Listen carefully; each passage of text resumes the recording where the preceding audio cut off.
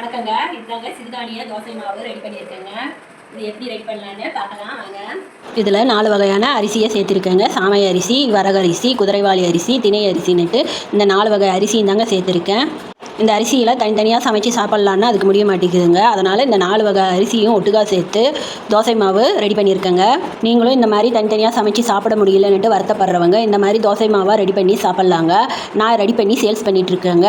Ready பண்ண முடியாதவங்க என்கிட்ட கேட்டு வாங்கிக்கலாம். ரெடி பண்ண முடியுங்கிறவங்க முன்னாடியே ஒரு வீடியோ போட்டிருக்கேங்க, அளவுகளோட குறிப்பிட்டிருக்கேங்க. அந்த அளவில் சேர்த்து நீங்கள் ரெடி பண்ணி வச்சுக்கோங்க. ரெடி பண்ண முடியாதவங்க என்கிட்ட கேட்டு வாங்கிக்கலாம். மேலே ஃபோன் நம்பர் கொடுத்துருக்கேன். மற்றவங்களோட விலையை ஒப்பிட்டா என்கிட்ட பாதி விலை தாங்க. அதனால் தரத்துலையோ சுத்தமாக இருக்காதோன்னு நினச்சிக்காதீங்க. நான் என் வீட்டுக்கு எப்படி செய்வேனோ அதே போல் தான் செஞ்சுருக்கேன். என்னுடைய ஒருத்தி கைப்பட தான் இது செஞ்சுருக்கேன். இதையே தான் நானும் வீட்டுக்கும் பயன்படுத்திக்கிறேன். கேட்குறவங்களுக்கும் நான் கொடுக்குறேங்க. செய்கிற வேலைக்கு எனக்கு கூலி கிடைச்சா போதுங்க. ஏன்னா நான் வீட்டுக்காகவும் இது பயன்படுத்திக்கிறேன். அதுதான் எனக்கு லாபமே.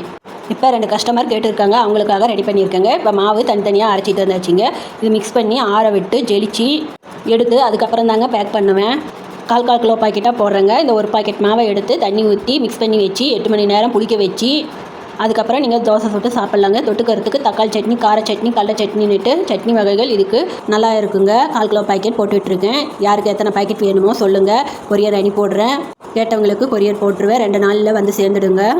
உங்களுக்கு பிடிச்சிருந்தால் லைக் பண்ணுங்கள். உங்கள் ஆரோக்கியம் உங்கள் கையில்.